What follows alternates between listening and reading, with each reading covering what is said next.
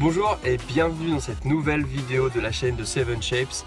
Alors aujourd'hui je vais vous emmener chez un de mes clients chez lequel on a commencé un diagnostic de performance, un diagnostic lean, et je vais vous montrer comment ça se passe dans une petite entreprise de moins de 100 personnes, très locale, et je vais vous montrer comment on a commencé avec l'équipe un diagnostic de flux de performance de type lean. C'est parti. Du coup, on se retrouve chez mon client dans la pièce dans laquelle je réalise ce diagnostic. On le réalise en équipe. La première activité de cette entreprise, c'est l'assemblage de sous-ensembles en mécano soudé. Donc, ils reçoivent un gros sous-ensemble soudé et ils viennent y assembler différentes pièces avec différentes étapes que vous pouvez voir derrière moi. Ils viennent y assembler des pièces achetées, des pièces fabriquées sur place, ensuite la peindre, cette fameuse machine, ensuite l'emballer et l'expédier. Donc on a différentes tailles de produits qui peuvent aller donc de la taille d'un petit produit, comme une table basse par exemple, et puis jusqu'à des volumes de produits qui vont jusqu'à la taille d'une voiture, voire d'un camion. La deuxième activité de cette entreprise, c'est la vente de pièces de rechange. Donc, qui dit pièces de rechange, dit pièces de rechange pour leur fameuse machine. Et donc, ces pièces sont soit achetées et modifiées sur place, soit carrément fabriquées sur place et ensuite toutes expédiées vers leurs différents clients.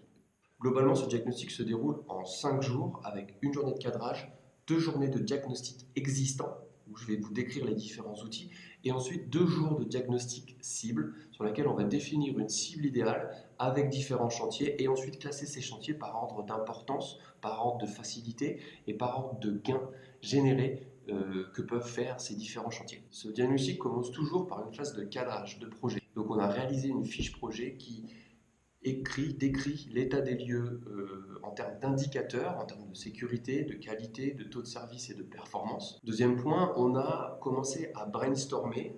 Globalement, on a brainstormé avec toute l'équipe en place, pour identifier les différents problèmes. Chaque personne écrit sur un post-it les problèmes qu'il rencontre toute la journée et on est venu classer. Et on se rend compte que du coup, la qualité, la capacité, la com et l'animation de la performance sont les 3 plus gros problèmes majeurs de cette entreprise. Le brainstorming m'a permis d'alimenter la fiche projet et du coup de l'étoffer. Alors déjà, pour les personnes qui n'ont jamais fait de cartographie de flux, je vous présente globalement comment on écrit une cartographie de flux et comment ça se lit. Vous avez toujours 2 parties à l'extrémité, une partie ici et une partie ici. Vous voyez, c'est les post-it orange. Donc la partie client et la partie fournisseur. Votre flux, vous avez d'abord un flux physique qui est vos fournisseurs qui vous envoient vos matières premières. Ensuite, en post-it jaune, les différentes étapes de votre processus. Et ensuite, l'envoi de vos produits finis vers vos clients. La deuxième partie de la VSN, c'est tout le flux d'informations. C'est comment vos clients vous envoient leurs demandes, comment vous la traitez. Ici, typiquement, on est sur un flux à l'affaire, donc on a une phase bureau d'études avec des phases de validation, des dossiers de production, des phases d'achat également de matières premières et d'achat vers tous les fournisseurs. Donc le flux remonte jusqu'aux fournisseurs et ensuite vous avez une dilution sous type d'ordre de fabrication pour envoyer l'ordre à la production de travailler. Ça, c'est la deuxième partie. Donc le flux physique, le flux d'informations sur le dessus, et ensuite une ligne de temps que vous allez calculer. Vous allez pouvoir calculer un temps d'écoulement de votre production et ensuite un temps de valeur ajoutée sur lequel vous allez vraiment travailler sur votre produit, ce qui va vous donner un ratio de tension de flux. Ensuite, la première chose à calculer, c'est ce qu'on appelle le takt time. C'est grosso modo le rythme de production à laquelle vous allez relâcher vos différents produits.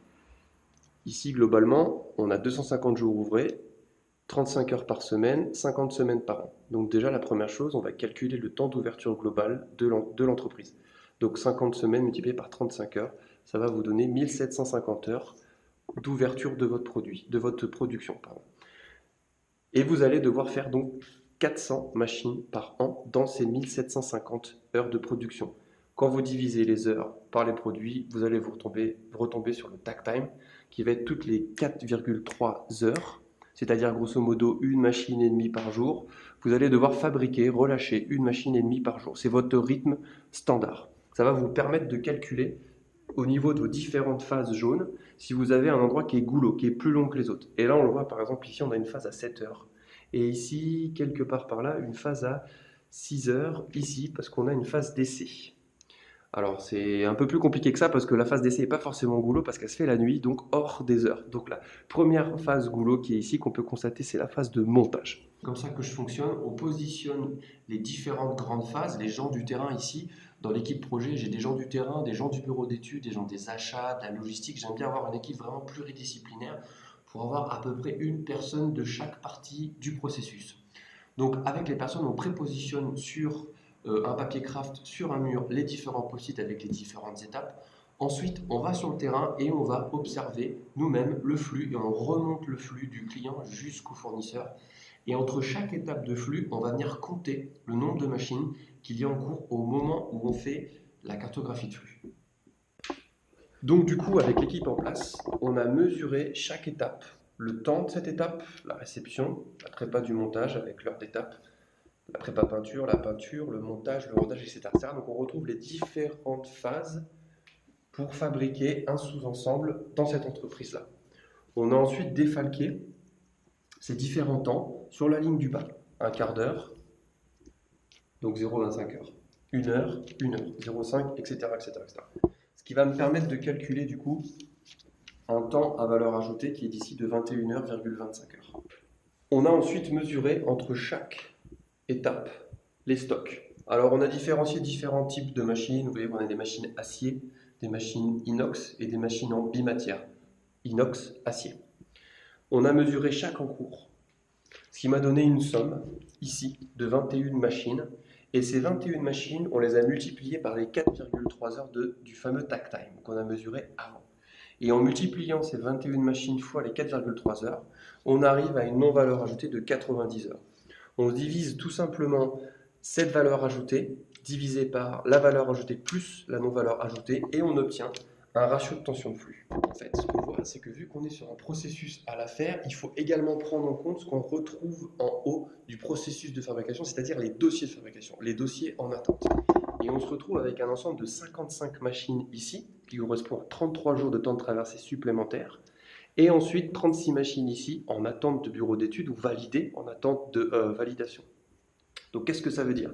Ça veut dire que si le client veut nous commander une machine, il va devoir traverser tout ce processus-là, les 36 machines, les 55 machines, et ensuite également les 21 machines pour ensuite être expédié. C'est-à-dire qu'il va lui falloir au moins 90 heures, c'est-à-dire 3 semaines minimum, ici, sur le flux physique, mais auquel il faut ajouter encore les 55 machines et les 36 machines. Ce qui donne à peu près un temps de traversée globale de plus de 3 mois.